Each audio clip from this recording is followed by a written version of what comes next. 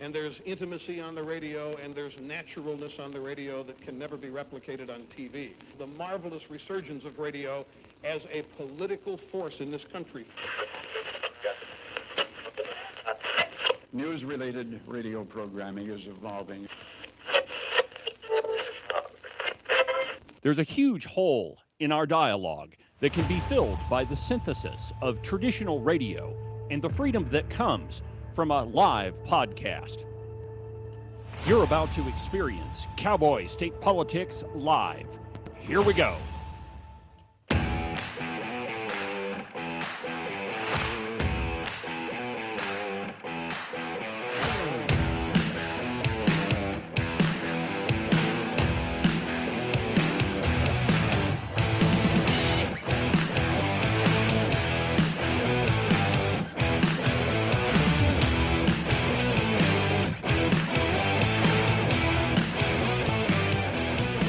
Good morning, my friends, and welcome to another tremendous installment from very high above all the insipid and puerile forms of Wyoming mainstream media.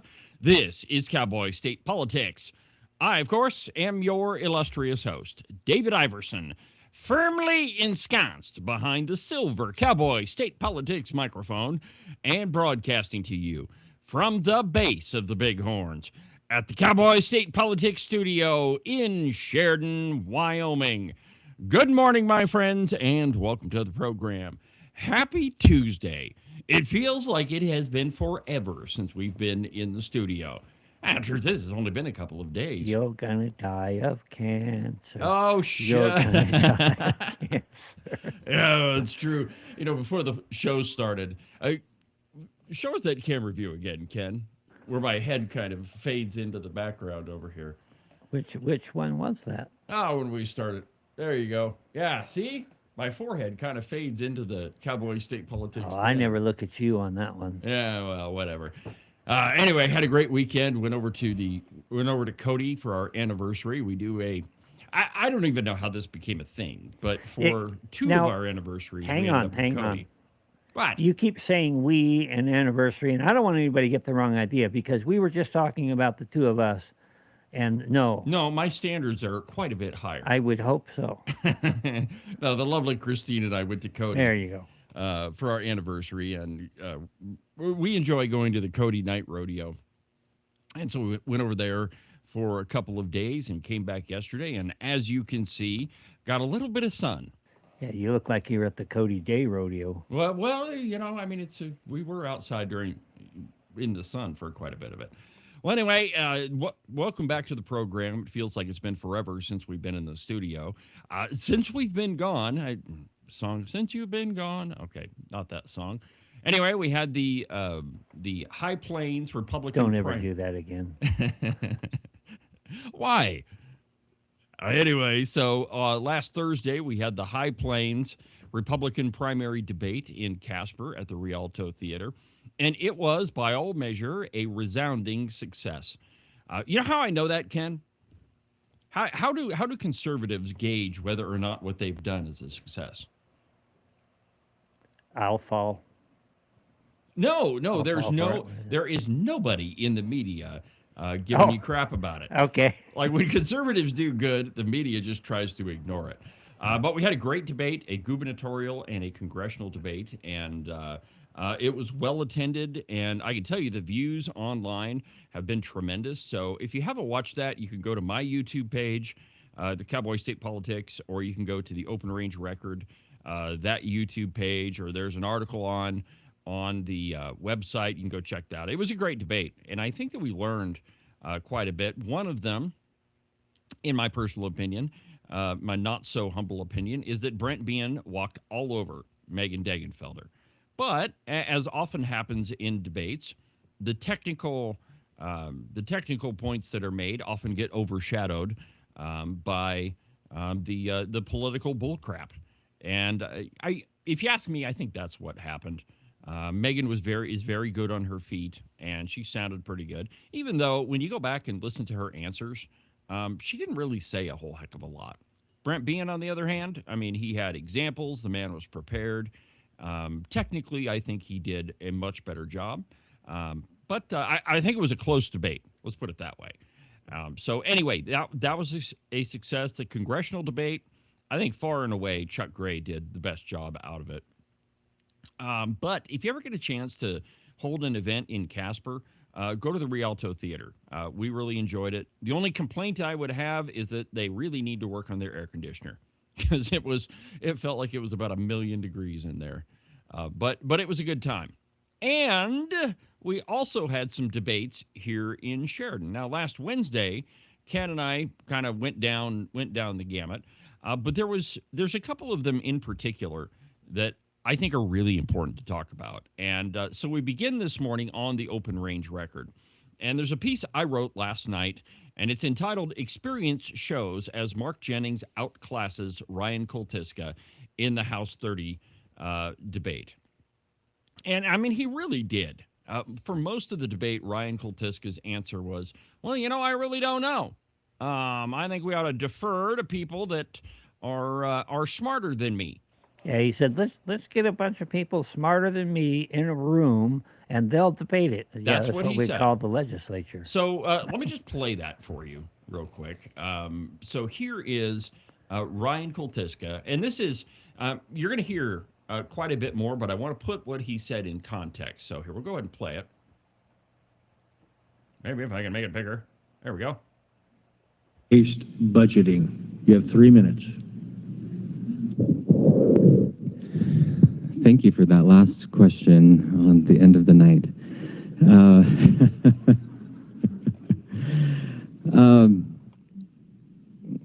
I do believe it is the role of the legislature to decide what to do there. In that case, accrual-based, cash-based.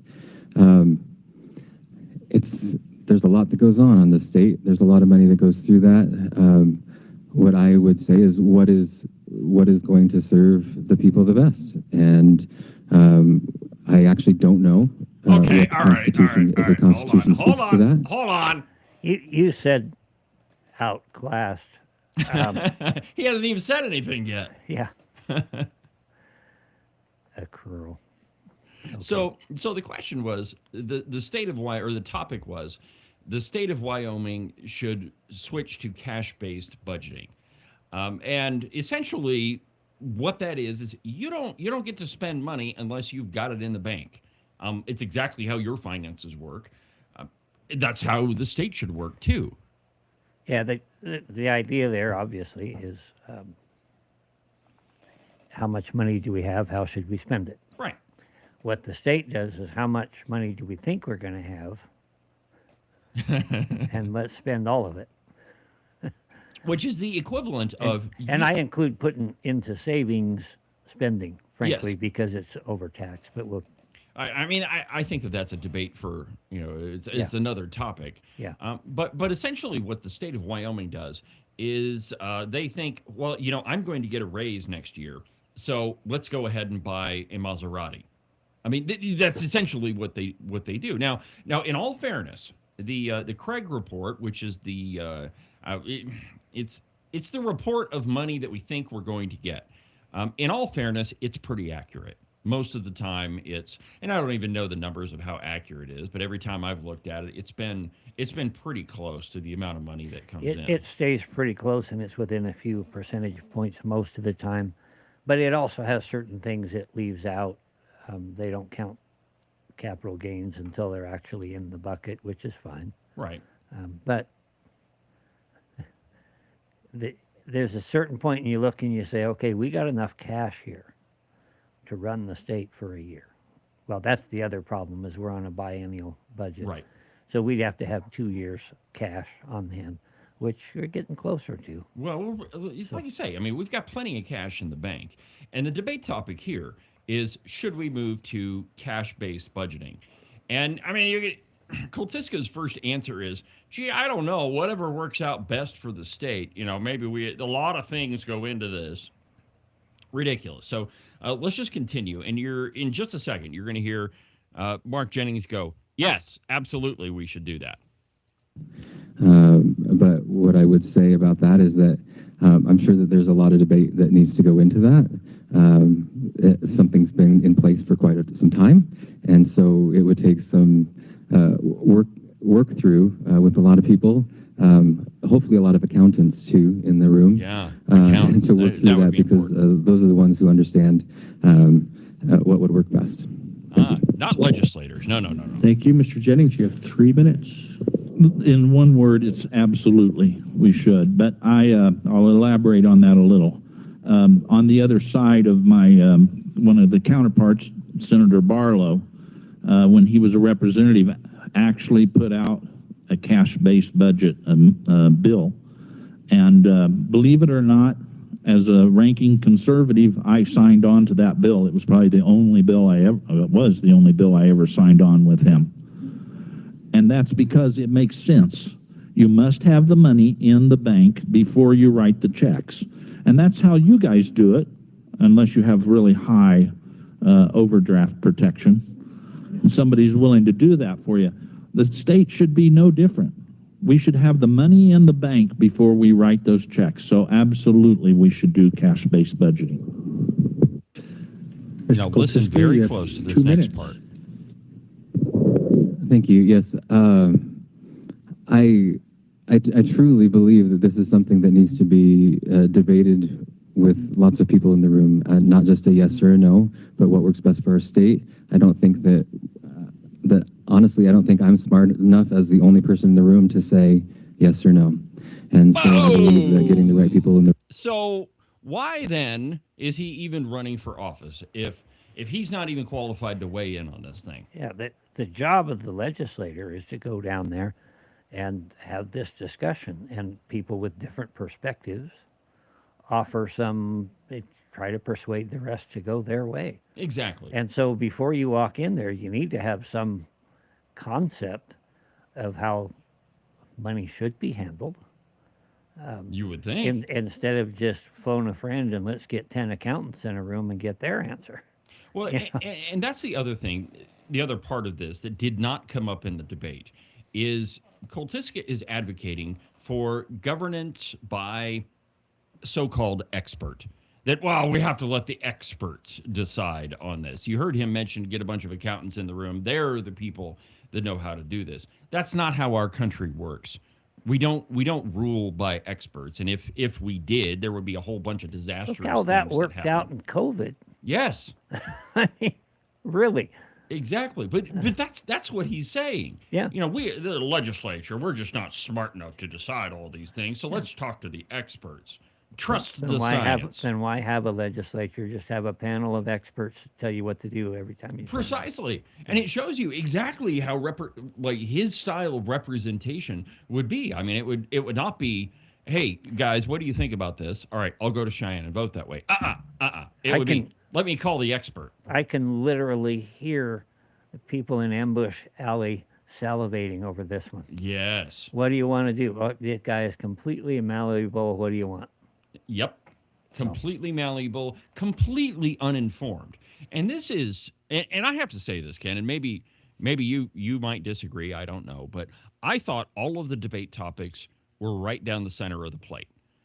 Maybe there were a few of them that caught the corner, but pretty much all of them, you should at least have an opinion on. Well, that one has been an issue for a long on time. And off for years. And, the idea keeps coming up. And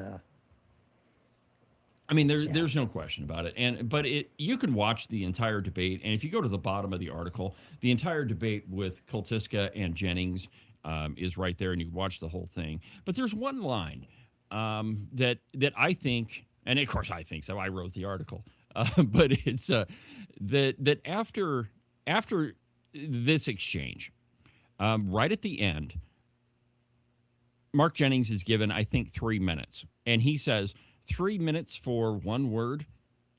Absolutely. We should go to cash-based budgeting. And then he puts down the microphone.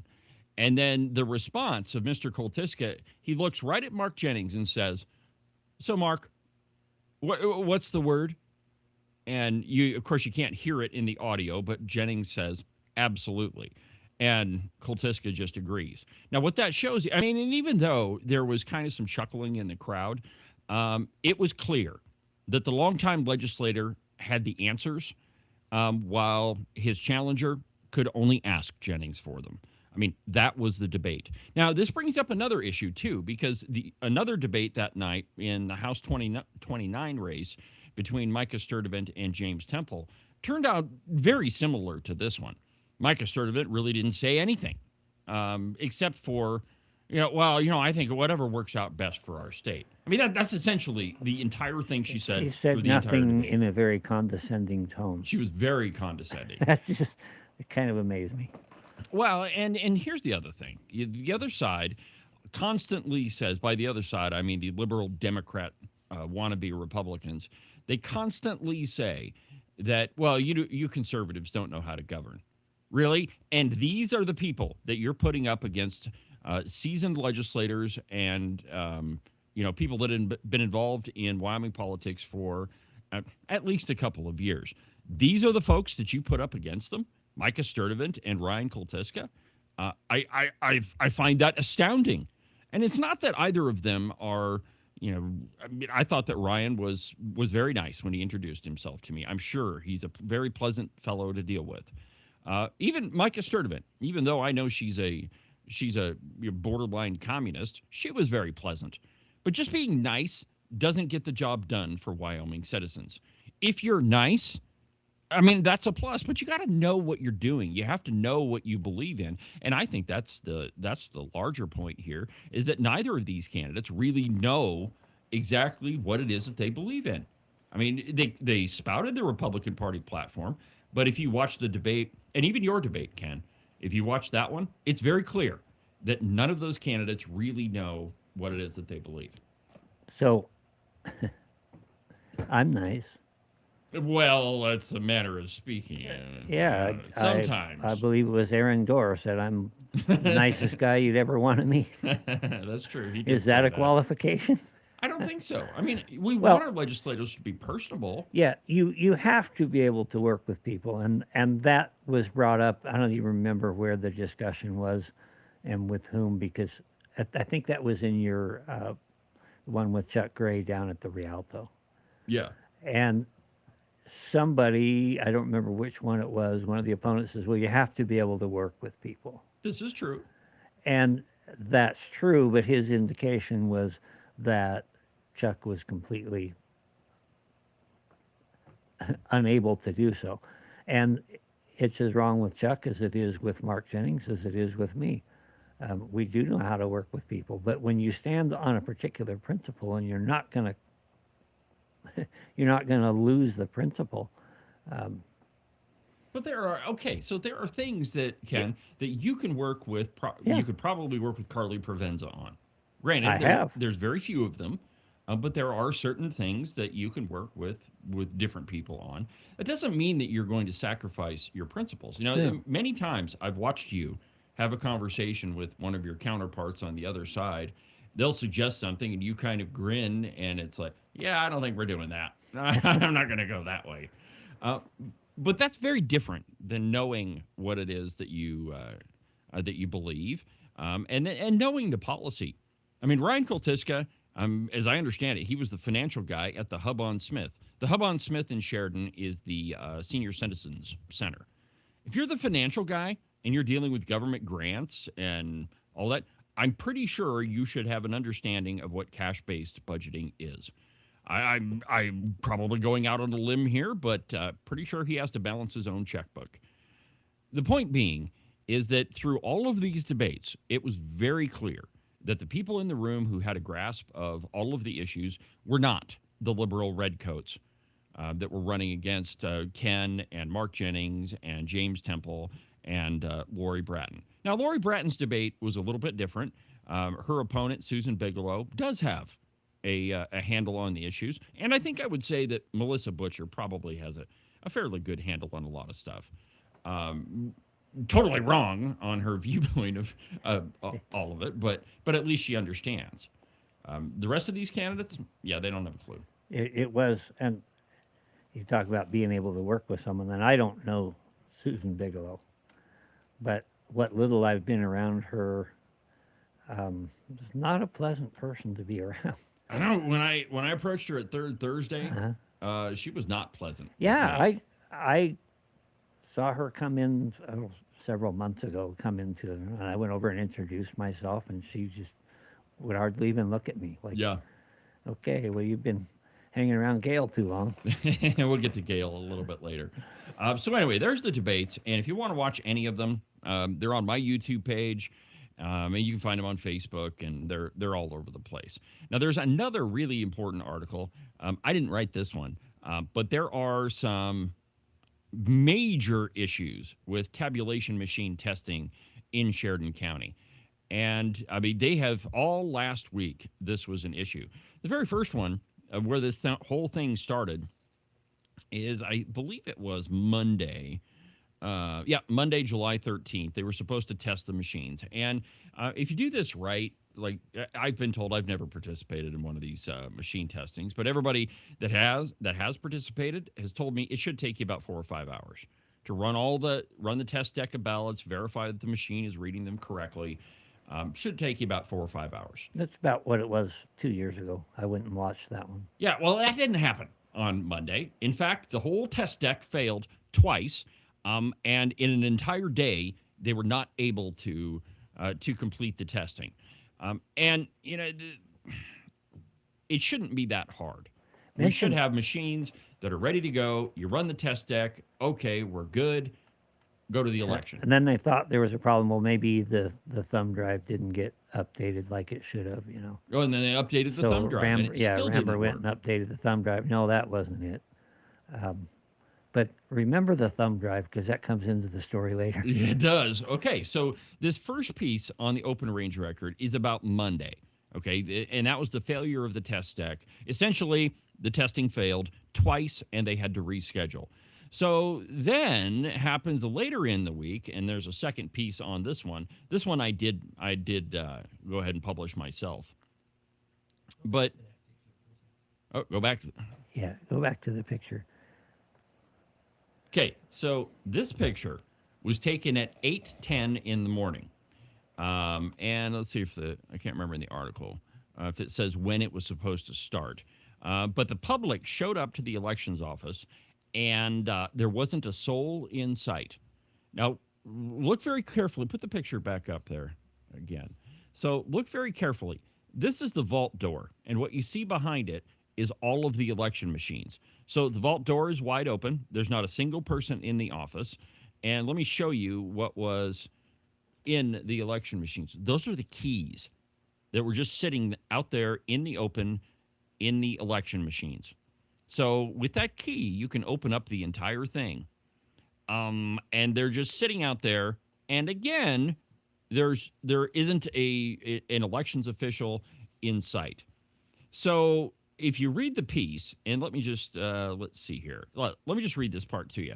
And I quote, 2 members of the public arrived shortly before the scheduled 8 a.m. start. Now, remember, the picture up above was taken at 8:10. Okay, so everything's supposed to kick off 8 a.m. sharp, and by 8:10, there's nobody in sight. Although the elections office was open and the lights were on, no employees were reportedly present for roughly 10 to 12 minutes. During that time, the election vault door was open, voting machines were accessible, keys remained in the machines, that's the picture I showed you, and no election staff were present to supervise access. Observers also reported seeing the security seals, and what those are metal bands that seal the machine shut, and so that nobody can get into them. So all of those were just scattered around throughout the room. The election media, those are the thumb drives that Ken was referring to. Yeah, they were just left right out in the open in a basket. And the thumb drives provided by the Sheridan County clerk were not the thumb drives mandated by statute. The way it was described to me, and though that you won't see this in the piece, is that basically they went to Walmart and bought some ONN USB drives, and that's what they were. Okay, not that particular brand, but it's exactly what they were. Statute is very, very clear how you're supposed to test all of these machines, and pretty much the Sheridan County Clerk's office didn't follow any of it. And if you read the article, and it's pretty lengthy, but there are multiple problems with the testing. I don't even know if they got it squared away on Friday. But this shows you the absolute incompetence in this office. I don't I don't know that I would call it incompetence. I think maybe it's overconfidence, but there's a cavalier attitude. You know, That's for certain. you walk into the parking lot there at the courthouse, and you're going to see vehicles, including mine, unlocked. You are trusting. Yeah, you'll often see purses sitting on seats. That's shared, Mm-hmm. and there's a certain amount of trust there.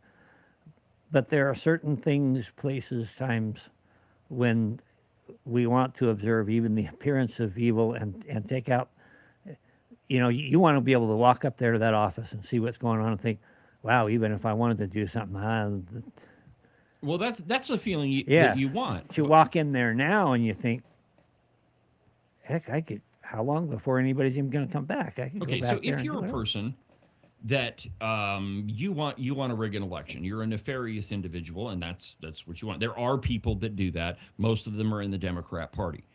So I mean, if you're one of those people, you're going to go there prepared, right? You're going to know exactly what you need to You're also influence it. going to have gone there and just seen how things operate Yeah. and paid attention to the everything. You stake the place out a little bit. Okay, so what is the thumb drive that we keep referring to? That's the thing that programs the machine and tells it where to read on the ballot. So essentially, you have a ballot, and if I would have thought about this when I was doing show prep, I would have had one to show you. But the ballot is broken up into different quadrants. And you might have Ken's race, and in it it'll say, Ken Pendergraft, Melissa Butcher, the state senate, and District 21. Well, you have to tell the machine where to read on that ballot. So for a yes vote, read this coordinate. For a no vote, or for the other person, read this coordinate. If it's filled in, that's a vote for Ken. If it's not filled in, that's either a no vote or it's a vote for Melissa Butcher. But you have to tell the machine exactly where those little bubbles are.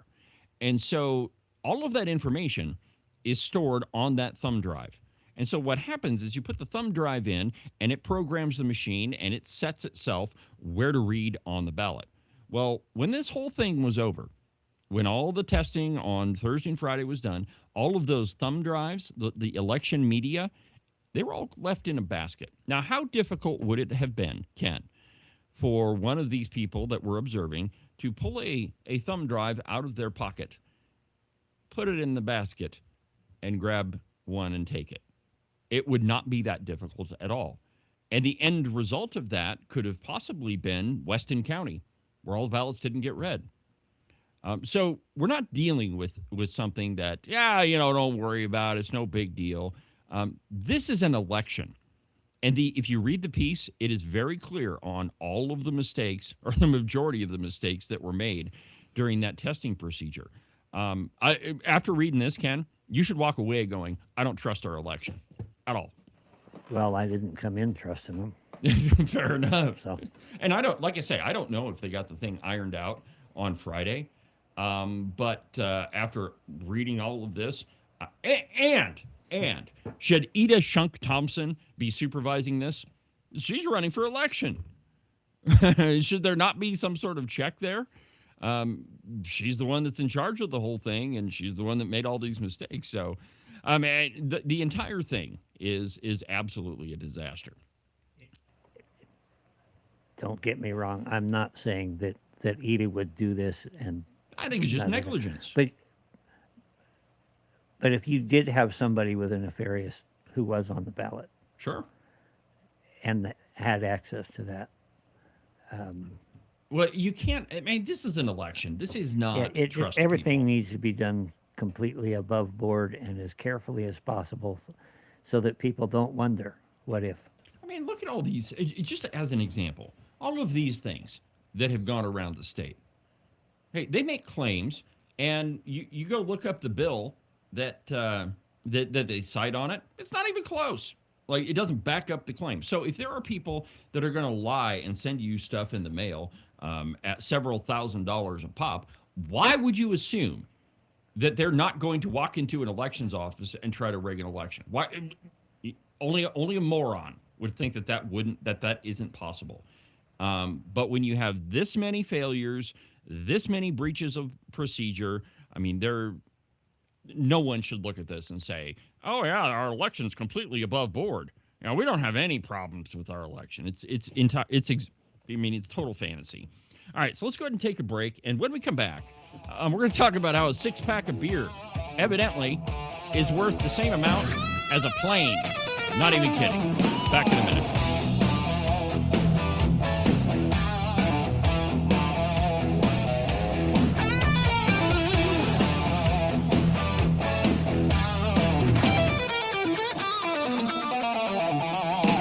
The following ad was paid for by Brent Bean for governor. This is Brent Bean, a Republican for governor. Wyoming families know what matters: law enforcement, emergency services, and supporting strong schools, agriculture, and energy production. But state government keeps growing while priorities fight for resources. That has to change. We don't have a revenue problem. We have a spending and priority problem. Vote for me on August 18th, and I'll put Wyoming priorities first. I'll return taxes to you, the taxpayer, and make Wyoming number one. Paid for by Brent Bean for governor. Today's program is also brought to you by Morton Buildings. If you're in the market for any type of building for your property, you need to call Marcos and Jesse at Morton Buildings. Their phone number is 307-674-2532. They're the best in metal building construction, and they've been doing it longer than anybody else around. So it doesn't matter if it's a garage or a barn or maybe something bigger, like a roping arena or maybe a giant warehouse for your business.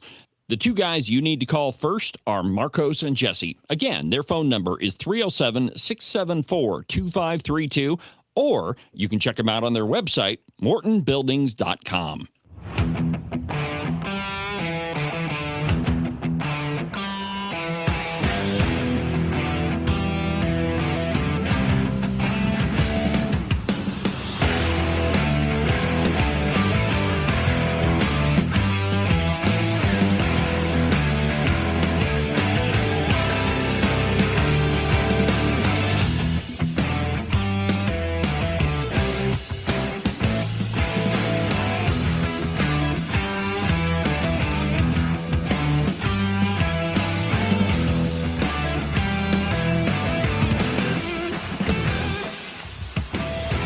Welcome back to the program, Cowboy State Politics Live on a Tuesday. Thank you for watching.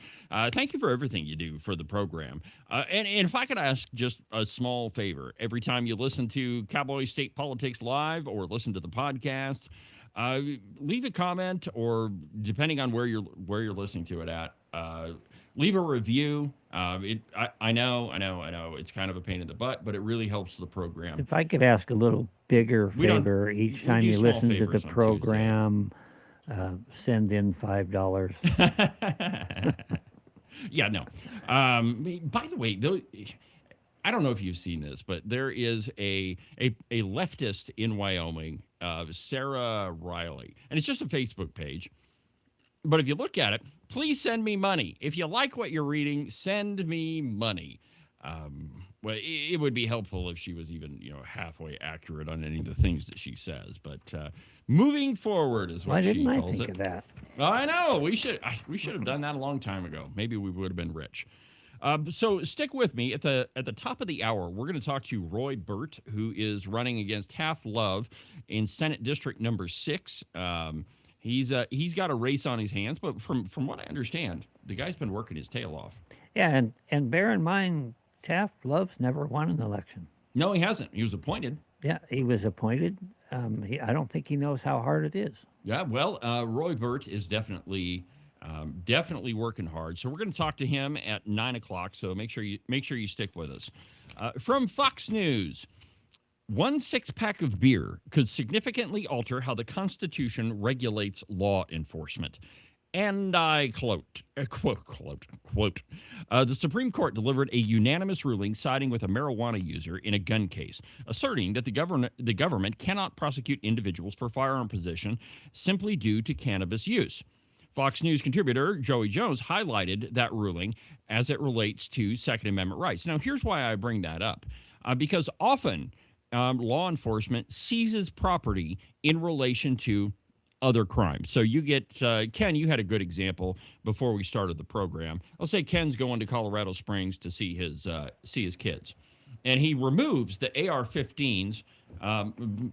Well, I mean, he removed those a long time ago because they're probably at the bottom of some lake somewhere. But anyway, he takes the AR-15s out of his truck. But he doesn't remember how the last time he was at the range, one of the magazines was on the floorboard and it slipped underneath his seat. So he's trucking down the road doing 95 and he gets pulled over. Well, in Colorado, depending on which county you're in, they have different firearm regulations, ordinances. I know it's weird, but Colorado did that.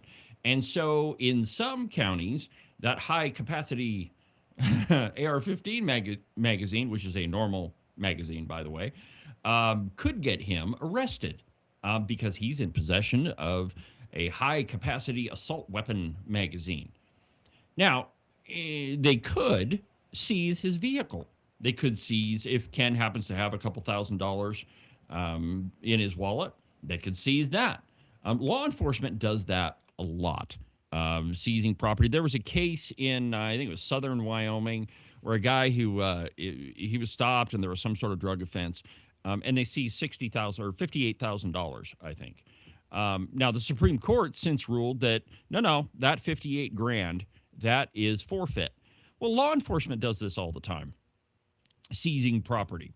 And it's wrong, that the punishment has to fit the crime.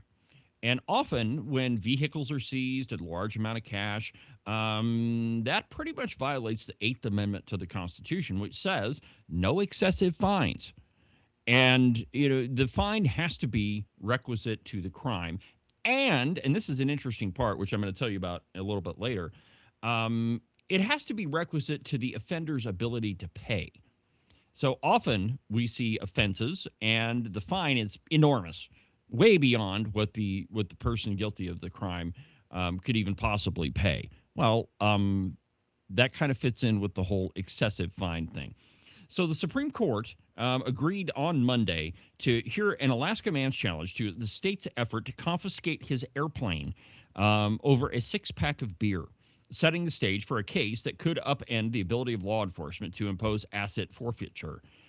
Kenneth Juppy, who is now 82, was operating in a one-man air taxi service using his 1969 Cessna airplane in 2012. So this case has been going on for a very long time, 14 years. When Alaska state troopers executed a search warrant on his plane, they found the six-pack of beer. And they said that it was plainly visible. At the time, Juppy was on a runway in Fairbanks preparing to take a customer her groceries to the remote village of Beaver near the center of the state. Having beer on board wasn't illegal on its own. However, since Beaver had banned the possession or sale of alcohol within its limits, Juppy was convicted of alcohol importation, even though he was in Fairbanks. He wasn't in Beaver, he was in Fairbanks. So he was convicted of alcohol importation, which is a misdemeanor. And then later, the Alaska Supreme Court held that under the alcohol importation ban, the state was required to confiscate the airplane. Now, he's since argued in court that the state seizure of the plane, valued at $95,000, runs afoul of the Eighth Amendment's ban on excessive fines. Now, a Supreme Court will weigh in on whether he's right. So this is actually a much bigger thing than you probably realize. It's not a question of some rogue judge just imposing a huge fine outside of the offender's ability to pay. This goes all the way back to the Magna Carta and the Star Chamber. Okay, so in English common law, this was a big thing, where people would be charged excessive fines way beyond their ability to pay and way beyond the what the crime warranted. For centuries, English common law took into account the characteristics of the defendant and his or her specific violation in determining excessiveness. A trio of scholars working for the Cato Institute wrote in the case, quote, when courts lose touch with the original understanding of a fundamental right, they risk watering down the constitutional protections that must be afforded to everyday people. Such a dilution of rights is especially dangerous today as governments generate billions of dollars in revenue through civil and criminal asset forfeiture. Here's where Wyoming comes into this. We make a heck of a lot of money off of confiscating all sorts of property, vehicles, cash, you name it, guns. It's a good example of the Wyoming Game and Fish. They can seize your gun. They can even seize your truck. And all of that kind of might run afoul of the Eighth Amendment's prohibition on excessive fines. In this case in Alaska, is definitely going to weigh in on that. But I mean, it's in this country we have to believe in private property rights, and if you own something and it's not connected to a crime, and if the fine is, if the seizure of your pickup truck is way in excess of any fine that ought to be imposed, well, then the state shouldn't be able to take your private property. But they do all the time, every day, in every state. Yeah, your example earlier, like if I run down to Colorado, and they just changed the gun down laws down there. Yeah. Again, and you're going to the slammer for that and, magazine, and man. made it worse. But let's put the shoe on the other foot, and let's say that somebody down there in Colorado, not my son, because he would never do this, comes up to visit family in Wyoming and forgets a little baggie of weed. Maybe a joint in the ashtray. Yeah, something like that. Okay, very minuscule amount. 1 6-pack of beer versus a $95,000 airplane. Here's a little baggie for a joint that was perfectly legal when I left home. Now I go into another state, and they're going to take my $75,000 truck. Yep, or more. Or more. So we have to look at it from all sides. But I did want to point out here the Republican Party platform, plank number 5. It supports the protection of private property from the use of eminent domain, civil asset forfeiture, amortization, or inverse condemnation. So there is already a presumption that if you're going to put that R after your name, this is something you're going to scrutinize. You would think. Just something to think about if you're a Republican here in Wyoming. Now, so here's the other part of this. If you're a drug dealer, and you're driving a really nice hot sports car, maybe that Maserati that I mentioned earlier, could the state argue? And I know that this has come up since you've been in the legislature, Ken. Could the state argue that high dollar sports car is a I don't know, I'm struggling with words this morning, but it's something that you purchased with profits from your drug enterprise. Yeah, or to be used in conjunction with that enterprise. Right. Yeah. I mean, so the argument being is that, well, that hot car, that's a product of your criminal behavior, and so the state seizes it. Well, okay, I think that's a slippery slope because eventually you end up seizing an airplane over a 6-pack of beer. And if you read the article, and I think it says in here that the beer was not even meant for the customer in Beaver. Let's see here. Well, Beaver was a dry city. I guess they had Yes. an alcohol problem there, and it's inland. Is probably one of those places you can only reach by aircraft. Right. And so they had outlawed alcohol, which is another look how well that works. Yeah, and I think if you look into this, that the guy that owned the plane, he didn't even bring the beer on his plane. It was another customer that brought the 6-pack of beer onto his plane and left it there. So he wasn't even guilty of importing it, and he wasn't importing it anyway because he hadn't even left the tarmac in Fairbanks. At the time, he wasn't even in violation of any law. Now, had he taken off, okay, that's a different story. And I guess I guess we could have the debate on, all right, so you're in the air headed for Beaver. You got to touch down there, so obviously you're importing it. But at the time, it was just a 6-pack of beer on his airplane on the tarmac in Fairbanks. And again, a lot of the most important cases come from some of the strangest circumstances. This guy down in southern Wyoming with his $58,000, the 6-pack of beer on the tarmac in Alaska. But as I mentioned, all of this goes back way, way, way, way, way back to the Magna Carta in 1215. And here's what I got this piece off the Heritage Foundation, and I'm not going to go through the whole thing. It's several pages long, but here's what it says. The prohibition on excessive fines originated in the Magna Carta of 1215. Chapter 14 provided that, quote, a free man shall not be amerced or fined for a slight offense, except in accordance with the degree of the offense, and for a grave offense he shall be amerced in accordance with the gravity of the offense, yet saving always his contentment, and a merchant in the same way saving his merchandise, and a villain shall be amerced in the same way. Chapter 14 required that fines be proportionate both to the gravity of the offense and to the offender's capacity to pay.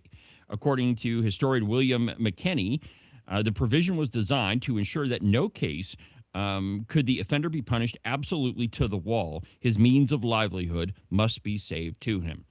And so, and let me throw another one at you, Ken. Let me just see how this one lands for you. The guy that has to pay child support. So he's not paying child support, and we throw him in jail for an extended period of time. Now, while he's in jail, he has no ability to pay child support, nor could he pay the fine that the judge is going to impose on him, but we do that anyway. So, but here's my point. If you don't punish the offender, how can any of us be even reasonably assured that the offender is not going to commit the same crime? So, I mean, does this case not also involve situations like that? What do you think about that one, Ken? I would rather not. It's too early for you? I think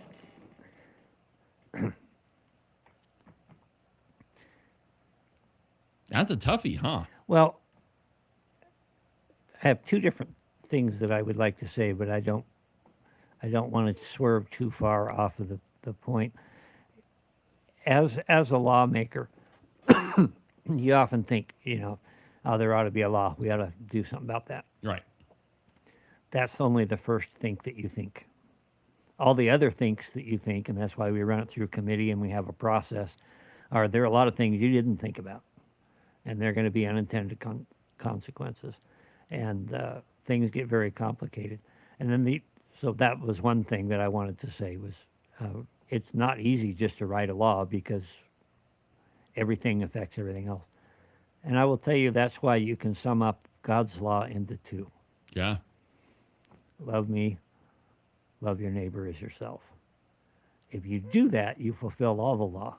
And that, at its heart, is the real problem. And so any law that man makes is going to be fallible. It's going to be unjust. It's going to have issues. We just do the best that we can. Yeah, so maybe this is this is definitely swerving off the topic, but earlier we brought up the example of maybe you've got a small amount of weed in your car and you're traveling from Colorado to here. Well, if you've got, say, that joint in your ashtray, you're obviously not trafficking it. It's just a joint. More than likely, it's probably dried out and not going to be of any good anyway. And you get stopped somewhere around Casper. So the severity of the crime is not really that high. Is weed illegal in Wyoming? Yes, it is. It's a misdemeanor. But again, it's not like you have 25 pounds in the trunk. It's a joint in the ashtray. And so the punishment has to fit the crime, right? And so in that case, is the punishment not, all right, give me that joint, throw it out, and here's your ticket. Show up in court. That's how it used to be anyway. I mean, it's how it used to be, right? But we're not talking about a huge offense. But there's also the aspect that I'm trying to illustrate with these two. One being a little bit of a drug, whether it be meth or whether it be whatever it is.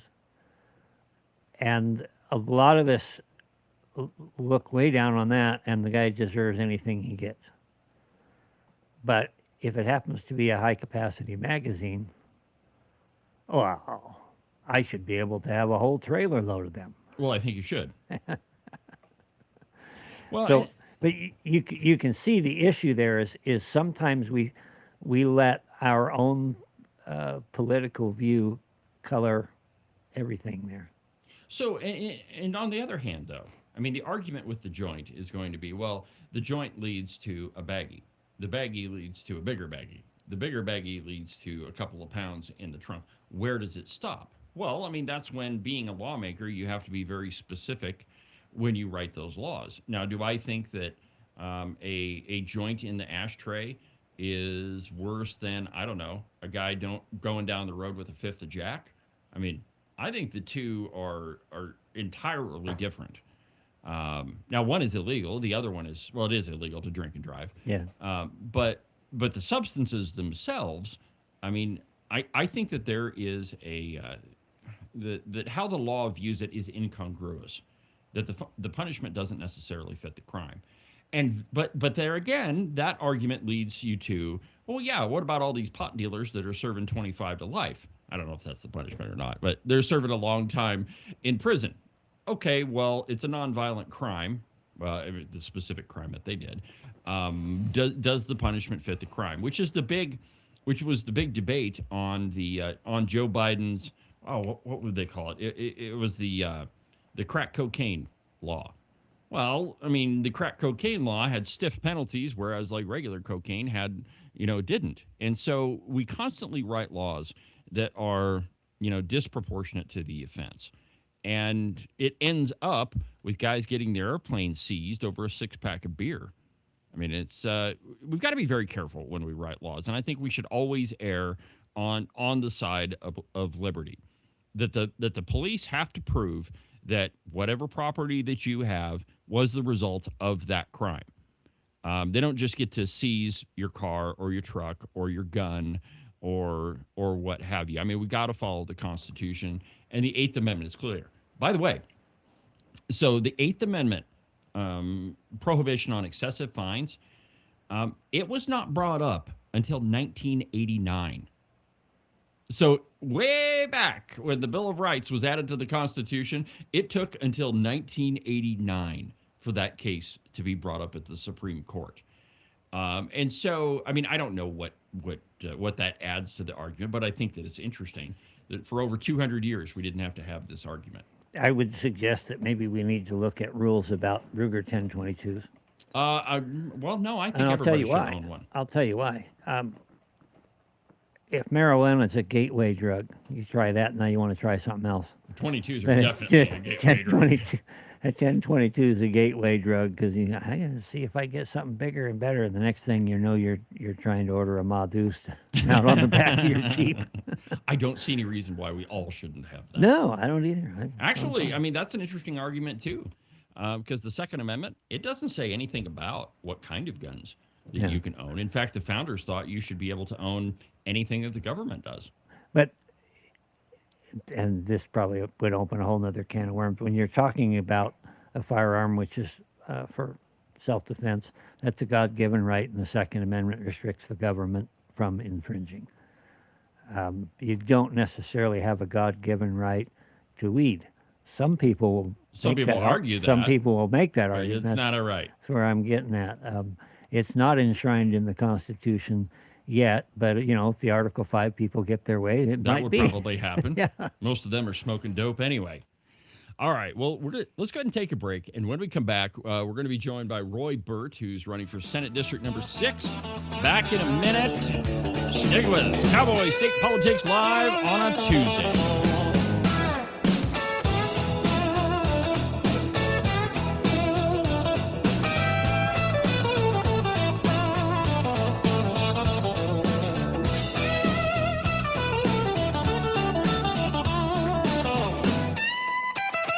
The calendar says that it's summer, and you believe it.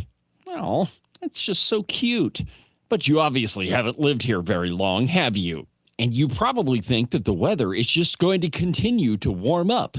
You don't have to worry about snow or ice or 30-degree temperatures anymore. In case you've forgotten, this is Wyoming, my friend, and that sort of thinking doesn't work here. 1 minute, it could be 75 and sunny, and 10 minutes later, snow. Whatever the weather, you need a pair of socks that'll keep your feet cool and dry even on the hottest of summer days. And if you happen to run into that spring snowstorm, you'll stay nice and toasty warm. Well, your feet anyway. To get you a pair, go to the website, thebuffalowoolco.com. Trust me, you won't be disappointed. These are the finest socks that I've ever put on my feet. Are you one of those people that said something like this before Trump became president? I have a house in Spain that is going to be ready right after the election. Siberia. Nova Scotia. I'm definitely moving to Canada. Straight to hell. Iceland. France. Asia's pretty cool. And has the last year and a half been more than you could bear? Well, if it has, you've come to the right place. Call my friend Rebecca Bextel at eXp Realty. She has her fingers on the pulse of the real estate market all across the state of Wyoming. Last year, she sold around $30 million worth of property. Everything from small residential properties all the way up to big giant ranches. So if you've got to get the heck out of Dodge, if you've got to be gone Johnson because you can't stand that Trump is the president, call Rebecca Bextel. Her phone number is 307-699-3519. Let me say that one more time for you in case you missed it. 307-699-3519. I've never felt the freedom like I do. I feel stronger every day, don't you? Well, I can show you how. A new day, a new way. Watch out, I'm only gonna get stronger. A new day, a new way. Watch out, I'm only gonna get stronger. A new day, a new way. Watch out, I'm only gonna get stronger. A new day, a new way. Watch out, I'm only gonna get stronger. I've never felt the freedom like I do. I feel stronger every day. I'm only gonna get stronger. Cowboy state politics is only going to get stronger. This program will continue to expand, and it already is. Over 100,000 views last month alone, and getting bigger. Thank you very much for everything that you do for the program. Keep watching. I mean, we're trying to do, or we aren't trying, we're doing a much better job than just about any of the others. And if you want to hear directly from candidates, well, this is the place to do it. So anyway, my friends, welcome back to the program. Tuesday on Cowboy State Politics, and Mr. Roy Birt is going to be a little bit behind schedule, but that's okay. We got lots to talk about. Ken, let's talk about endorsements for a little bit, shall we? So the GOP has this. The Wyoming GOP has decided that they are going to endorse candidates. I have Must a be number. time to take another break, right? Well, maybe. I don't know. I don't necessarily like this whole idea. I do like the ability for a party to do that if they want to. I just don't think that it's prudent to do that for a number of reasons. And on the way to the studio this morning, I was thinking about how the RNC nominates their presidential candidate. So you get a bunch of people, they think that they can be president, and so they announce, and then they start campaigning. And then, different states hold their primary election, and that candidate gets a number of delegates, and then they go to the convention, and then they get nominated, and there's a vote at the convention. Well, that can't happen in Wyoming for a couple of reasons. Basically because our convention isn't until April and our primary is in August. And so that the convention happens way before the primary, and the election is pretty much over at the primary. And so if you're going to nominate people, well, then that's going to happen before the actual, primary election. But I think that this is a result of the Democrat Party not being that, that influential in the state. I mean, Ken, for example, your race, when you win in August, I don't know. Are you going to have a Democrat candidate? I doubt it. No. No. So if whoever wins on August 18th, that's the person that wins the election. The last 2 cycles I did, but it was really a non-factor. So. Right. Okay. So if the party endorses you, and the other person claims to be a Republican also, I don't know. Something about it. I just don't like it. I do think that at some point the party should have an option to choose among the candidates, and then we see what comes of that. That person, you have to win your party first, and I guess, that's what the concept of the primary is, but in practice, it doesn't really turn out to be that. Well, no, and so I mean, I don't think this is an easy one, and the argument I'm making, I'm sure you could probably say it's a cop out, but should you have the ability to do that? Yes, we have the freedom of speech. The Republican Party is a private organization. Private organizations do have the freedom of speech too. So should they be able to? Yes. The question is, should they? And I think the answer to that is a resounding no. Well, you got the pay to play aspect that comes into mind too. If you have somebody who's a long time member of the party and regularly contributes, you can see where that person, if they finally decided they wanted to run, could come back and, hey, you guys owe me. I've been here for 17 years. I've been paying dues. I've served in these things or whatever. Right. I've attended meetings. Yeah. I've been a part of the party. I've got so many preference points that you pretty well have to give me. Preference points. That's funny. But that's what Kevin Christensen accused the party of. Yeah. When there's an article in the Cowboy that Kevin Christensen is accusing them of a of it being a pay to play scheme.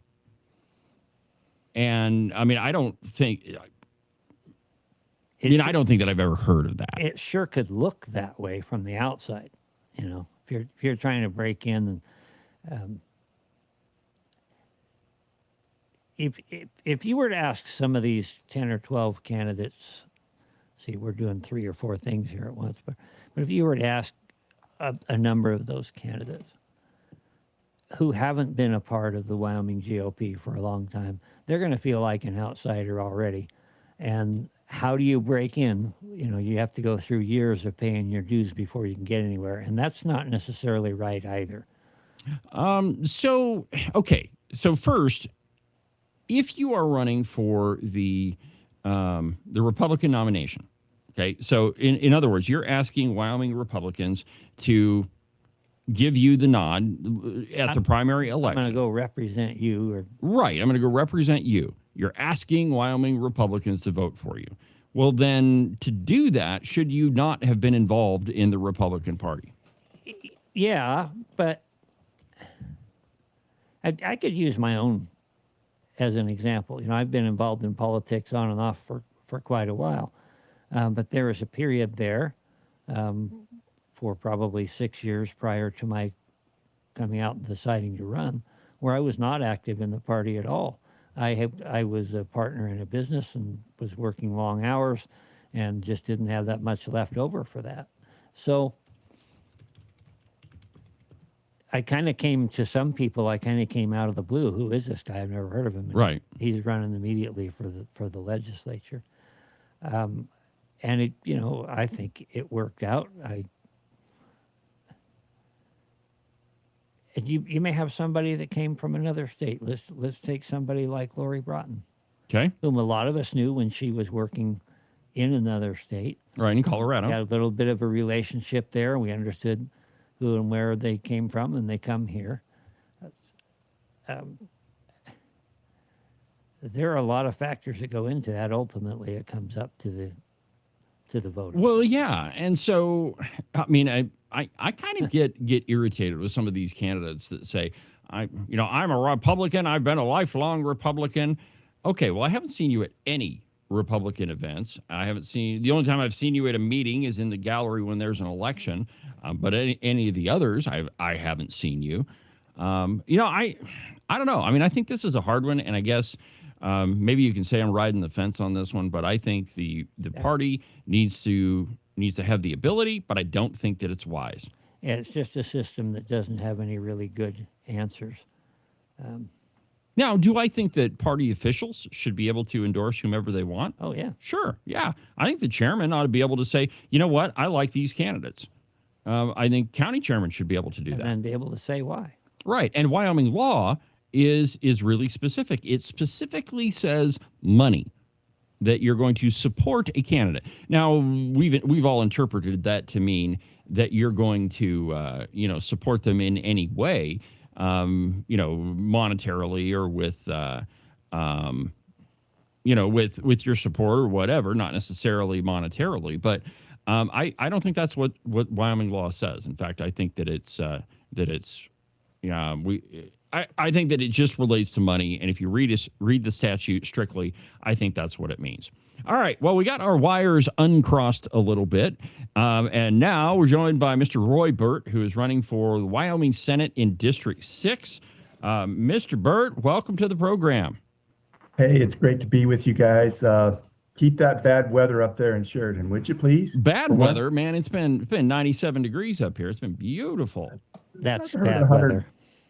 100 and the wind and stuff. So just keep it up there for a change. Okay, well, we're good. As you can see, I got a little bit of sun the last couple of days. It's all right though. It's what we do in the summer.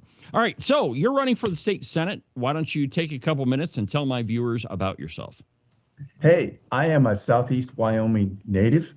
I've lived here in Cheyenne and Laramie, Cheyenne again, and Wheatland all my life. I've lived in Wheatland for the past almost 30 years. It was a great place. It is a great place to raise our kids, small town living. I retired early in age through money management and just good money principles and being blessed. And so by giving and receiving. And so we've been blessed by that. Since I retired, I got a little more into politics. I was a Tea Partier and got me involved there. And then I became an election judge when I retired and precinct committee person. And have been gone to the state GOP convention the past two times in Cheyenne and Douglas. I retired from UPS, like I say, and it was a good, hard job, but it paid off. I knew that I can get further into my education, but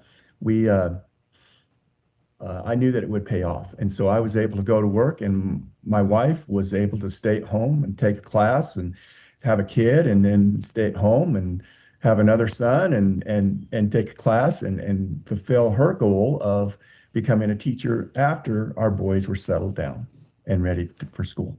All right. Well, it sounds like you're a pretty busy guy. Got a lot of things going on. Why in the devil would you decide to run for the state legislature?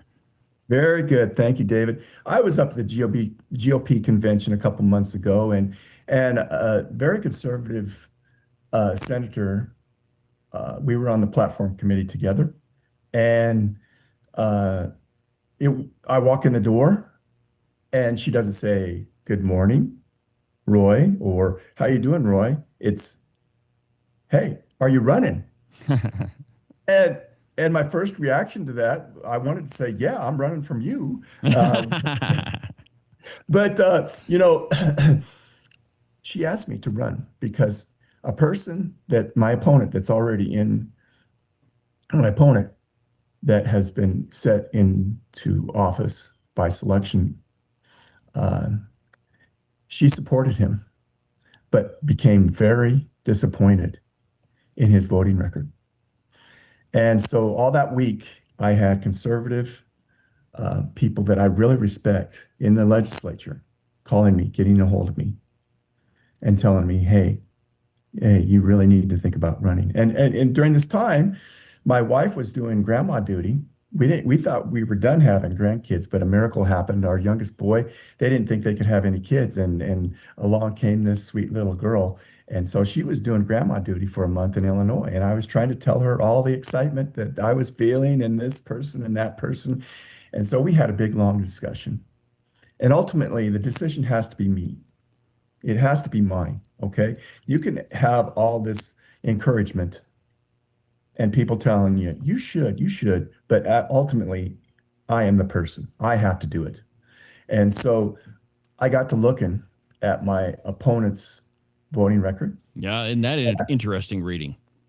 And I also, and yes, sir. And also what happened the last days of this budget session was horrendous. There was a lot of self-seeking people there in the Senate. The House was working till 9, 10, 11 o'clock at night, while the Senate would break early for lunch and come back late from lunch, and then knock off. And we all know about the pizza stuff going on. But I just said, this is not right. I want to be part of some conservatives that challenge for the Senate. And I know there's a couple people up north, some good people up north that are running from the House going into the Senate. And I think they will win, and I will be anxious to join them. Well, and I think the pizza thing for me kind of encapsulated the entire session, really. And you brought it up. They broke early for lunch. There was one day I was sitting in the gallery and I had my laptop, on the YouTube for the Senate, and pretty much all day there was a graphic on it that said the Senate will return. I don't remember the times, but it was like the Senate will return at 2 o'clock, and then it would change. The Senate will return at 4 o'clock, and then it would change. And then finally you'd see something happen. They'd be there for 10 minutes, and then it's, okay, we're out of here. I mean, it infuriated me, especially when these guys in the House are sitting there till the wee hours of the morning. Can I throw a little color in on that? Sure. I had something to do with that. Yes, you did. During the House sessions, we had a number of people who were basically just standing up and giving us history lessons, Steve Harshman, whatever. Yeah, we wouldn't want to mention any names, Steve Harshman. They were just dragging their feet trying to, the longer they talked about one thing and another, the more bills would die. And so it became let's see if we can just outlast them. Well, while this is going on, I had to go to a conference committee, and Tara Nethercott accosted me in the hall. And she said, you are Freedom Caucus leader. She said, you get in there and get control of your chamber and get some things done. Well, it wasn't we who were stopping it. In fact, when we had an opportunity, we, through some rules maneuvers, managed to kind of shorten some of that. But she said, there's no way you can possibly get through the end of all the bills that you're going to go through. And you did. I basically just suggested that she go keep to herself in her own chamber and look after her own side. Well, we went back. We stayed late that night. We did every single bill. I think it was well after 9 o'clock. We went through all of them, and they walked out early and left a number of good bills to die. And so, Roy, you're absolutely right. It's time, and I'm looking forward to being over there and working with you. So welcome aboard. Yeah. If not too prematurely. Okay, so let's say you win, Roy. What are the things? I mean, you mentioned that you want to, stop these pizza shenanigans. Which, by the way, your opponent Taft Love, I don't think that he was in the picture. But I mean, I think that it was emblematic of how the Senate operated. Hey, let's just go do our own thing and not really worry about the people. But if you win, what is it that you want to work on? Do you have some ideas, bills that you want to sponsor, things you want to change? Talk to me. David, first and foremost, I want to put conservative leadership in the Senate. Okay. And we've kind of been talking about that, and I want a team to get together with them. I, of course, am concerned about agriculture here in Platte County and in parts of Laramie County, and the water issue and the data centers. we have a problem in the legislature and in government of being reactive and not proactive. Last night I was at the Burns Forum and heard about a wonderful story about a city council person that's been on the council for forever long, Miss Johnstone, and she's the one to thank for Burns utilities and water, if you will, as specifically being so top level. They don't have the worries that many smaller municipalities have to worry about in SD6. And so I want to see some proactivity instead of putting out fires. Okay. And we're going to have to pay the price for that because there's a couple of big topics that are coming up that we all know, but we have to be proactive in this. So, of course, I am concerned about that. And I'm good buddies. I've been endorsed by Chuck Gray from day one for my campaign. And voter integrity, election integrity. Let's put those two together. I think that we can fit those two together. I want to to make sure that what has been done in the past, this past year or two, by I think our most effective Secretary of State ever. I go back to the Thyra Thompson days a long time ago, but I think he's the most effective Secretary of State ever. He's certainly the most active, that's for sure. I mean, That's right. And you know, some people would say it was just a figurehead that the most recent governors thought they could manage that position. Yeah, well, constitutionally, the Secretary of State is the lieutenant governor. And I would agree with you. I don't think that we've had a Secretary of State that's been this involved in a really long time. And, you know, and honestly, I don't buy the argument, well, there are no problems with our elections. Really? We just spent 30 minutes this morning talking about all of the problems in the Sheridan County Clerk's office. Now, that's just one little county. I don't know that that's representative of the entire state. But there's, you know, for example, I mean, I'm sure that you got a walking list before you went out, right? I know I got mine, and there were a ton of addresses on there that weren't even close to right. I mean, Ken, I know you got a lot of pieces of mail back, and all of that.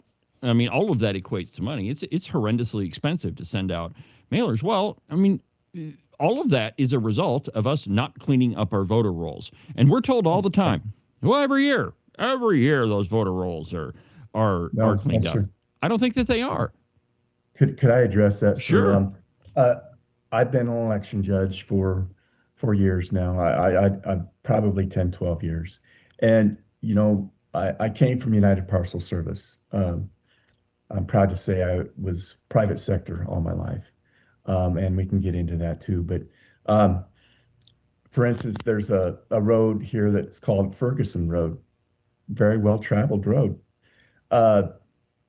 Every year that these people vote, I have to correct their address in the rolls because they have them as, for instance, 55 Ferguson Road, and it's not. It's 55 South Ferguson Road. We have another case where a person put down their parents' restaurant as their home address. And well, maybe they live there, maybe they don't. No, but you know, we got that cleared up.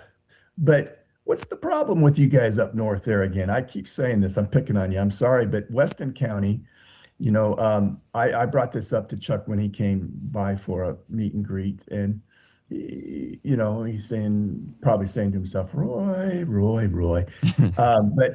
But I said, Chuck, this case in Weston County took almost 2 years to resolve. Okay, 2 years. It shouldn't have been that way. And let's go back. Let's go and see what the county commissioners, what they were up to during this time. It's pretty cut and dry what should have happened, and it should have happened a lot sooner. Well, Roy, I'm going to venture to guess that there are problems all over the state, including in your beloved South. And the reason that we've made some noise in the North is we're actually going and looking. Oh, okay. Oh, and now we're getting a whole North and South thing going on. By the way, Roy, Okay. I'm from Johnson County. We haven't trusted you guys since 1892. I mean, there's that little problem there. So let me ask you a couple policy questions, Roy. So you mentioned data centers. I guess two questions. First, what's your take on them? And third, what's your plan? Or second, what's your plan on how to deal with them? Okay. Initially, I want to say no to them. Okay. Initially. Okay. And I don't want to sound like a fence sitter.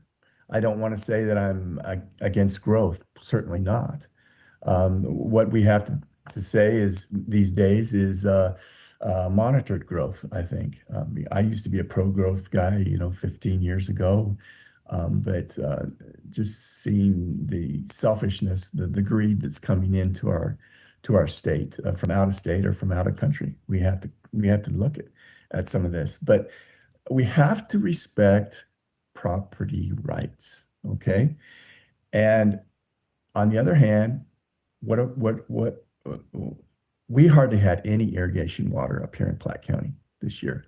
In fact, we gave ours, we didn't use ours.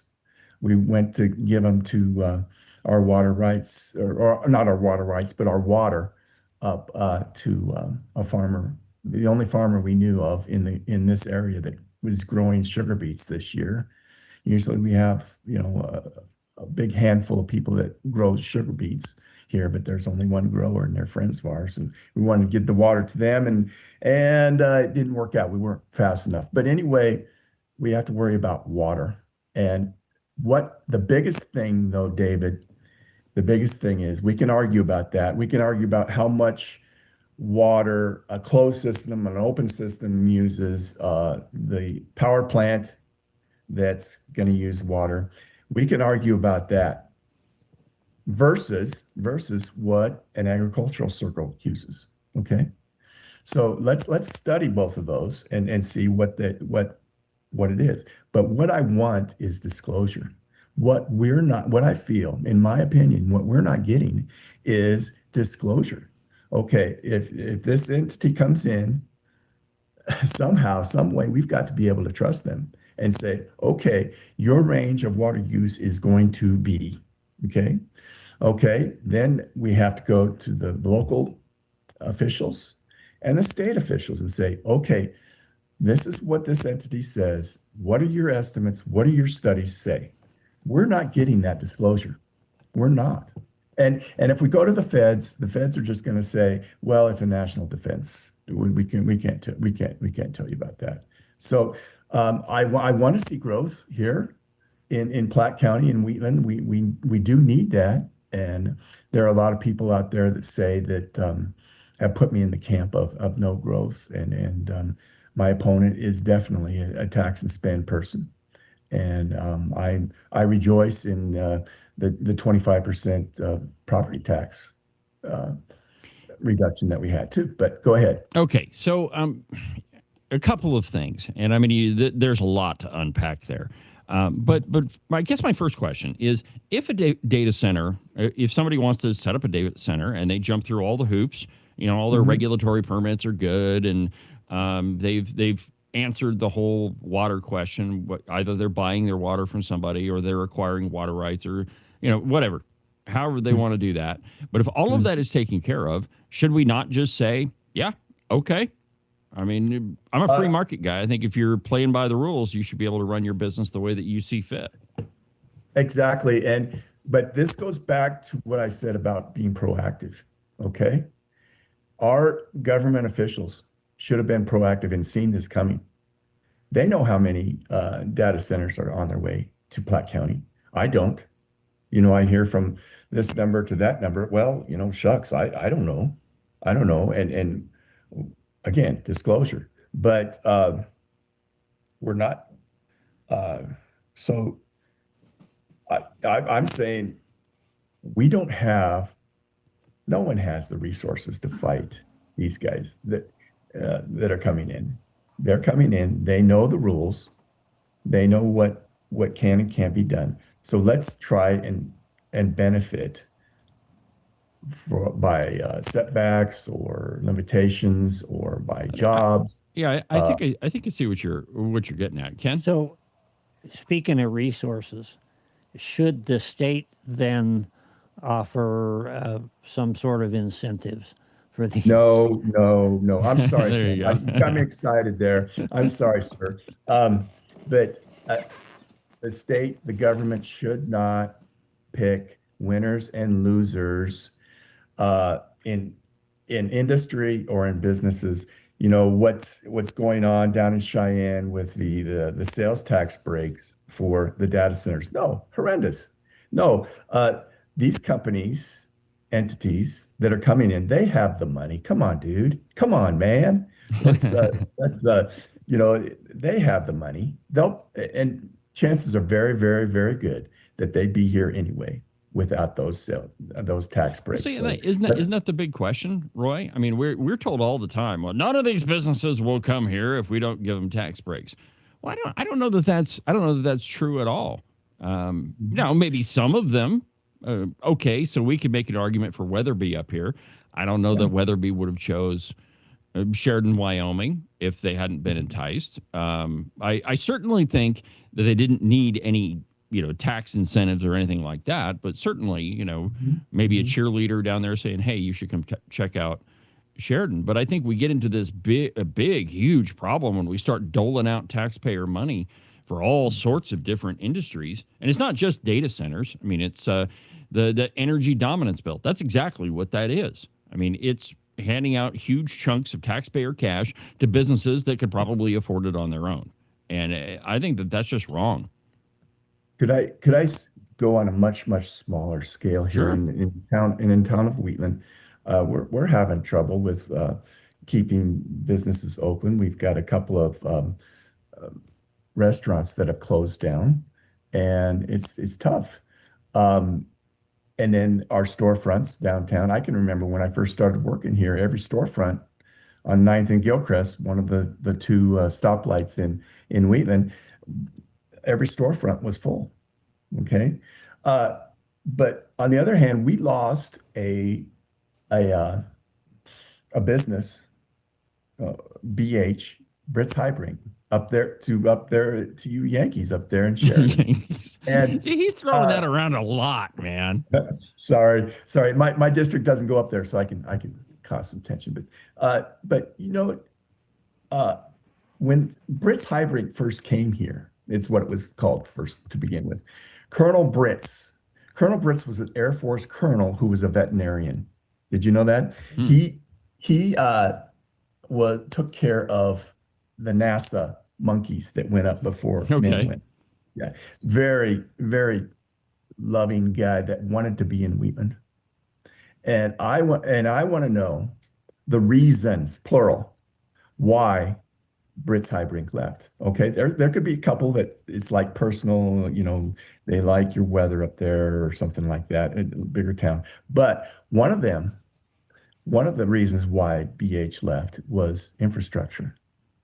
They had something behind them that they wanted the city to change, that the city could have changed for them. What is one of the basic responsibilities of government? That's most people would say infrastructure. Okay. Yeah, I probably agree with that. So we're off here looking at this shiny object, and I'm not saying yes or no, but why can't we take care of this bird in this hand right here, a small manufacturer? Well, I think that we have right here. Okay, go ahead. Sorry. So the problem with I have with that, and let me just use another example. So let's say we've got a subdivision that we want to put up. We're a land developer, and it's way out in the boonies, and we tell the city, hey, you know what? If you run the water and the sewer out to my subdivision, then we'll have a whole bunch of people that move there, and they'll pay taxes, and it'll be good for you. I think I think the answer to that is no. If you want to put up your own subdivision, you run the infrastructure and you pay for it because you are the one that's going to be making all the money. I don't think that's government's job to benefit one business over another. And I think that, and I don't know if that's the case with Brit's Hybrid, but, you know, if it makes sense for the town, okay, hey, we're expanding north. There's a lot of businesses up there. We need to run some water and sewer up there. That's different, I think, than I'm going to put up a factory or a building out in the boonies, and you need to run the water and the sewer. I think those are two different things there. Now, again, I don't know if that's the case with Brit's Hybrid, but I think that that's a very fine line that we walk, and it's one that comes up in the legislature a lot. Hey, you know, we need to do X, Y, or Z, and it's going to benefit these people. Won't that be great? And rarely do we stop and ask the question, now, wait a minute, is this a benefit for one group of people, or is it a benefit for the entire state? And I think that's the central question that I don't think that gets asked enough in Cheyenne. You would have to take the land development question up with my opponent. He's a land developer. Okay, fair enough. In the Cheyenne area. But at Brit's High Brink, they were a good employer, and they had jobs for kids that immediately came out of school that liked to weld and that could make a decent living. And so that was, you know, just a 20, 30 person operation there. I kind of want to throw this in there too. They had already had a relationship with Wheatland. They had been there. That to me is one thing. You know, their people were there paying taxes, et cetera, et cetera. And yeah, I don't know all the details, but I think a city needs to look real hard about, do we retain this here? Do they need some enhancements? And what's that worth to it? And I don't see that as the same thing as saying, if we build it, they will come. Right. That's the and problem making I a have special right there. deal to lure somebody in there. And I realize, you know, the other side of that argument is, well, if we don't, then They won't. Teachy will. So let me ask you a question along that same lines. The group of people that are saying exactly that we need to build infrastructure or people won't come is the Wyoming Business Council. That's their whole thing, right? To get around this picking winners and losers thing, they have said, well, no, see, we're focused on infrastructure now. So where are you at on the Wyoming Business Council? Oh boy. It has grown. Hasn't their budget grown so much? Huge. Well, not this last session. It actually went down. But besides the football coach at UW and then probably the president and a couple others, is there anyone around the state that makes as much money as the top officials of the Wyoming Business Council? Nope, $288,000 a year, man. Boy, Rob. Money in the bank. Yeah. So, you know, I always look at the end result. Okay. It's like, is this return on investment really worth that? I mean, how many hundreds of thousands of dollars, millions of dollars per job did they need to bring businesses, so-called businesses or employment here? Well, and Ken probably has the numbers on this, but I think if you add up the amount of money that the Business Council has spent versus how many jobs they've actually created, I mean, it is a ridiculous ratio. I mean, it is, you know, hundreds of thousands, if not millions of dollars. just this last week, the Wyoming Business Council announced a couple of new programs.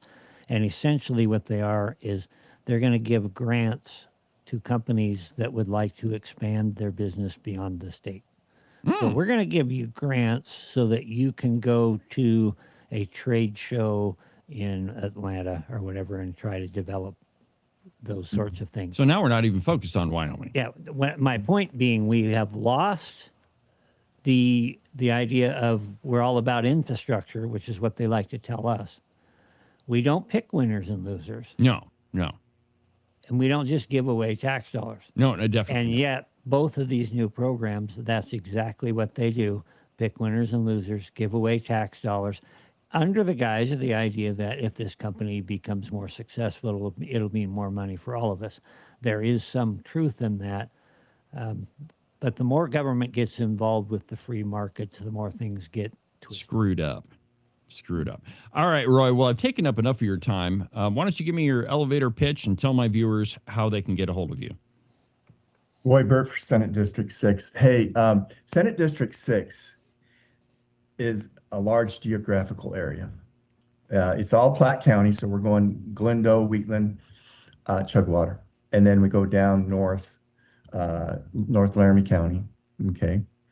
And then we go over to Burns, Albin, and Pine Bluffs on the eastern side there. That's where my family, my dad's family came from, and I like to visit there. But notice I didn't say Cheyenne, okay? I didn't say Cheyenne. The largest municipalities in Senate District 6 are Wheatland, Guernsey, and Pine Bluffs, okay? Small town living and rural living, okay? That's what I feel in talking to the constituents. That's what they want, is a smaller town living.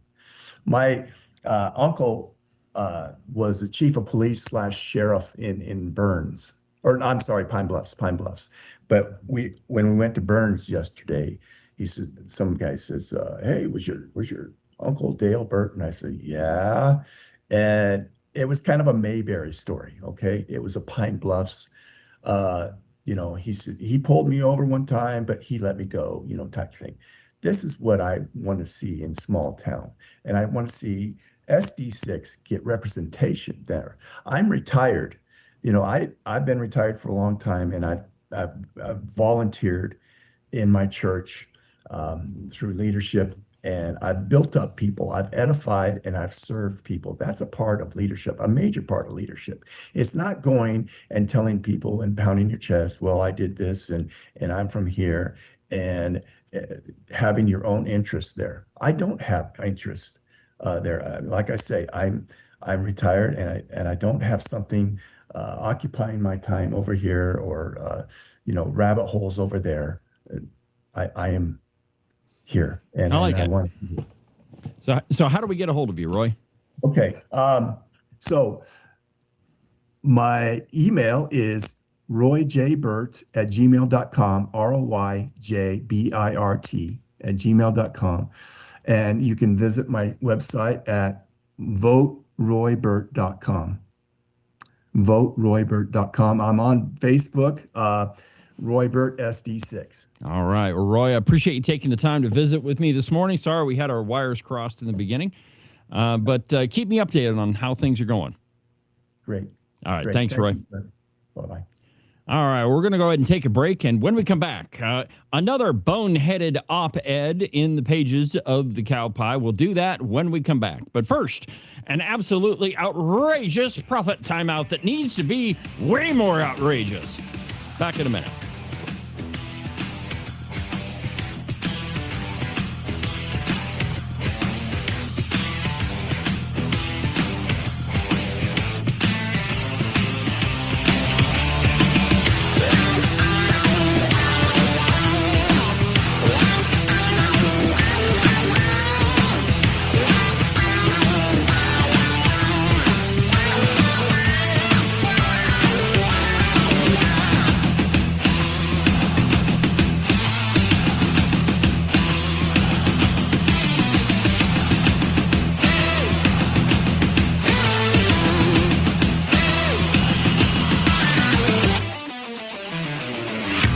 Are you sick to death of being told what to think? Maybe you don't even realize that it's happening. Freedom Caucus bad, big spending, big government, liberal, Republican good. Conservatives are bad and they want to starve little children. I have heard it all, my friends. We are way past the time when the news was just the news, if it ever was. But wouldn't it be nice if you had a news platform that was at least honest about what they were telling you? News on the news page, opinion on the opinion page. That's exactly what the Open Range Record is. Go to the website, openrangerecord.com. News, analysis, opinion, and investigative journalism. One more time, that website is openrangerecord.com. You can listen and watch Cowboy State Politics live on YouTube, Facebook, X, and on Rumble every Tuesday through Friday from 8 a.m. to 10 a.m. Pay attention to all that other block-headed, Borg-like so-called news if you want. But if you want to get the real story, watch Cowboy State Politics live. And now, back to the program.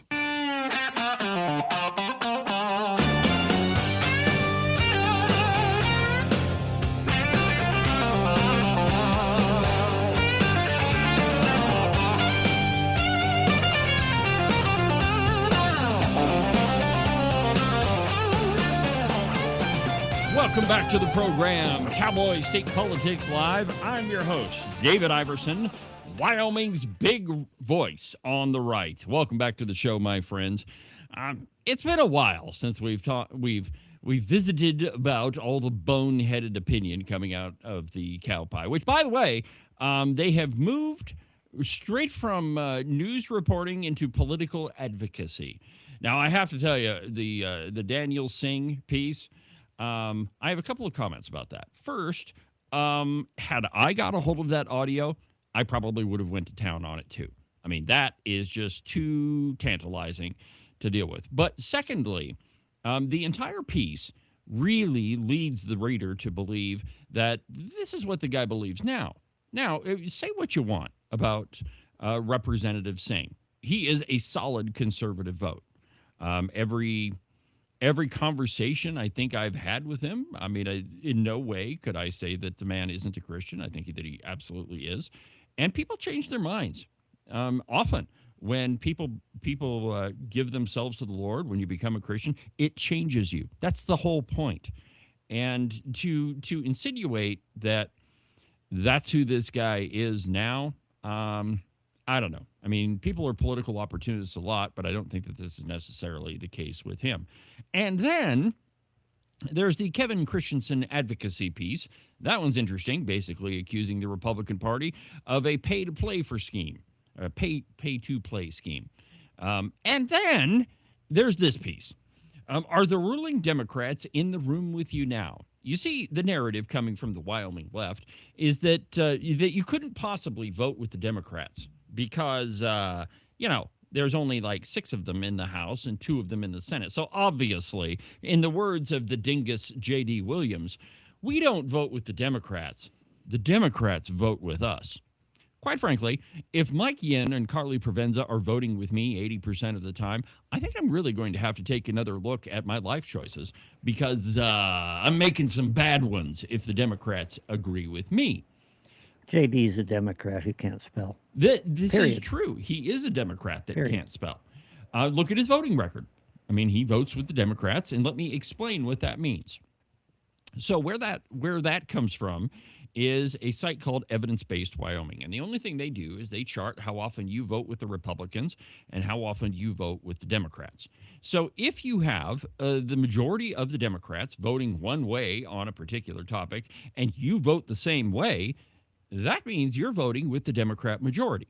Or if there's a vote where the majority of Republicans in the House vote one way and you vote with the majority of Republicans, then you're voting with the Republican majority. That's what that means. And so the narrative coming out of the Wyoming left is that, well, there aren't that many Democrats, so we couldn't possibly vote with them. They're not in charge, and so there really aren't any that many Democrat votes. So that's a straw man argument. And they're trying to dissuade you from the fact that people like Eric Barlow, over his entire career, voted with the majority of Democrats, i.e. the Democrat majority, over 85% of the time throughout his entire career. Or people like dingus J.D. Williams, who vote with them. I can look up his numbers, but it's probably over 70% of the time. But the truth is, they are trying to dissuade you from facts. And let me just read you a couple of pieces out of this one here. Quote, that's the warning now appearing in Republican primary campaigns as the election approaches. It's meant to scare you before you ask too many questions. The whole voting with the Democrats thing implies that you must vote for the Freedom Caucus candidate or watch Wyoming turn blue. to believe it, you have to accept three claims. Now, listen carefully. Wyoming is at risk of becoming Democratic. Claim number 2, Republicans outside the Freedom Caucus aren't conservative. And 3, Republicans are infiltrating the Republican Party. Let me take the last one first. There are a huge number of Democrats, and granted, they're in the minority in this state, but there are a huge number of Democrats who have joined the Republican Party. That part is absolutely true. That there are a large number of them. You can look at any county, and the majority or the number of Democrat voters has decreased, and the number of Republicans has increased. Well, voters just don't disappear into thin air. More often than not, if you are changing your party affiliation, you are participating in the political process. And so you don't just disappear into thin air, you go somewhere. And so those folks in the Democrat Party, and let's not forget, it was only 3 months ago, where every newspaper in this state ran an ad, hey, this is the deadline to change your party affiliation. If you want to participate in the primary, you have to be registered, and this is the last day to change your affiliation. Over and over and over and over. That ad showed up in every newspaper, on the cow pie, everywhere. And so for this stupid author to assert that that's not happening, well, I mean, it's just not true. So let me take her second claim, that Republicans outside the Freedom Caucus aren't conservative. Okay, so this means first we have to define what the word conservative is, what that means. And it's easy. That you believe in life from conception until natural death, that you believe in private property rights, that you believe that government needs to stay in its box and stay the heck out of private enterprise, that the government that governs least governs best, and that we shouldn't give taxpayer dollars to private companies. We shouldn't give it to any private individual. It should be, the taxes should be only be as high as to perform the necessary functions of government. Free markets, free enterprise. I mean, it is not difficult. But when you look at the voting records of many people in the Republican Party and in Cheyenne, thankfully that number of people is a lot lower now. But there are a bunch of them that vote with the Democrat majority most of the time. Let me give you an example. Marilyn Connolly in House District 40. That woman went straight Democrat from the very beginning.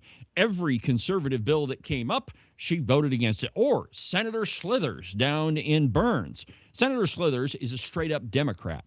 You look at her voting record. She sides with Mike Giroux most of the time, a majority of the time. Or you can look at Senate President Dennis Beitman, Bo Beitman, up in Ranchester. That guy only votes with the Republican majority 50% of the time. So are there Republicans that are not conservative?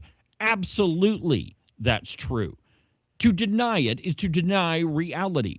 To deny it is to say that there aren't people like Marilyn Connolly or Dennis Beitman or Senator Slithers or Nancy Case or Lloyd Larson or Steve Harshman or Art Washett in Casper or Julie Jarvis in Casper. Those people are in the legislature, and for Gail Simmons to argue that, well, they're just conservatives. They're Republicans, so they must be conservatives. That's an insane idiocy. I mean, it is absolutely not true. It's absolutely moronic. Yes, I'm throwing all of those adjectives at Gail Simmons, because if you're going to make that argument that there aren't liberal Republicans, that's just to deny reality. Now let me take the first claim. I think that Wyoming is at risk of turning blue, not because of the Democrat Party, but because of the people that are in the Republican Party. The folks that are very, very liberal, and by the way, why is it that more liberal people run for office than do conservatives? Because conservatives just want to be left alone. More than likely, you moved to this state because you didn't want to be bothered by other people. Why else would you put up with 8 months of winter and you get to February and it's like 30 below zero most of the time? Why would you put up with that? Why not move to Florida or California where it's warm all the time? Well, because those places have a higher concentration of liberals. Conservatives move here specifically because they want to be left alone. You handle your business, I'll handle my business, and if we need to help each other, we will. But other than that, leave me the heck alone. Conservatives, generally speaking, don't want to run for office. Now, liberals, on the other hand, they have this innate desire to control other people's lives. And so, generally speaking, it is the more liberal people that sign up to run for office.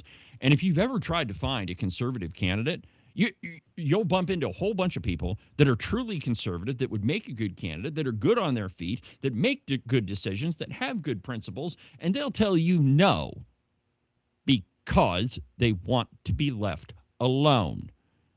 It is really hard to find a conservative candidate. Now, if you reverse that, it's pretty easy to find a Democrat that wants to run for office. In fact, if there's one that stands even the slightest chance of getting elected, heck yeah, they're the first ones to stand up because there's an innate desire to control other people. And in Wyoming, it is very difficult to get elected if you are not a Republican. And so those people who want to run for office, and you can look through the voter rolls, it's obvious. Melissa Butcher, her husband donated to Act Blue. It has not been that long ago that she was a Democrat. Granted, if you look, I mean, it's been several years, way more than her husband. But, I mean, come on. This is not rocket surgery, as Ken would put it. This is simple. And this whole piece right here, it's meant to mislead you. There's another factor. I think most conservative people are genuinely nice people. They tend to be Christian. Yeah, most of the time. They tend to be, a lot of them are self-employed, understand business from that regard. When you look and see what has happened to myself, to John Dare, to some of the other people who kind of became the tip of the spear, and you see the crap that we put up with. Constant. Yeah. And you get the hate mail, you get all that. Somebody from the outside looking in says, do I want to stand up and be that Why would you want person? to put yourself through that? I have a nice, quiet life here. And I guess that's one of the things that I do respect about the president. Donald Trump didn't need this. No. He had a pretty nice life. Perhaps he did need it because he loves this country. Different kind of need, but yeah. But the point is that all of those claims, and let me just add on top of the third claim, or actually, Gail Simmons lists it first. But is Wyoming at risk of turning Democratic? Yes, it is. If you can get 200 to 300 Democrats on the steps of the Sheridan County Courthouse to hold signs that have swastikas on them and with all manner of pornography, or not pornography, but profanity, that should tell you something. Even if they call it Republican, it's still Democrat. You don't have to have a D at the end of your name to be a Democrat. Exactly. I mean, look at Dingus Williams. I mean, that guy's just a Democrat that can't spell. But the point is that every single thing in this piece is absolutely meant to divert your attention. It's a straw man argument. And by the way, Gail, you want to come on this program and sit in that chair right over there? Call me. Let me know. I'm just waiting for your call. Trust me, I know your phone number. But don't try to lie. Oh, there it is. Maybe we should put a sign on there that says Gail Simmons. You will not defile my studio. But anyway, the point is, my friends, that the truth is, see, I can't even say her name without coughing. But there are Democrats in this state. There is a push to to move Wyoming in a more Democrat direction. That's why there's so many Democrats running for office. That's why Americans for Prosperity is spending hundreds of thousands of dollars. And I can't wait to see their finance report at the end of the year. It's going to be a huge number. But the question is, why are they trying so hard if they're all conservatives? I mean, if all Republicans are conservatives, why are you campaigning so hard, Gail? I mean, the truth is that her claim is false from the very beginning. Well, my friends, that'll pretty much do it for today's edition of the program. And if I had my phone with me, I could tell you who we've got on the program tomorrow. But we've got a couple of interviews lined up for tomorrow. Make sure you don't miss a minute of Cowboy State Politics. Have a good afternoon, my friends, and we'll see you tomorrow. I'm David Iverson. This is Cowboy State Politics.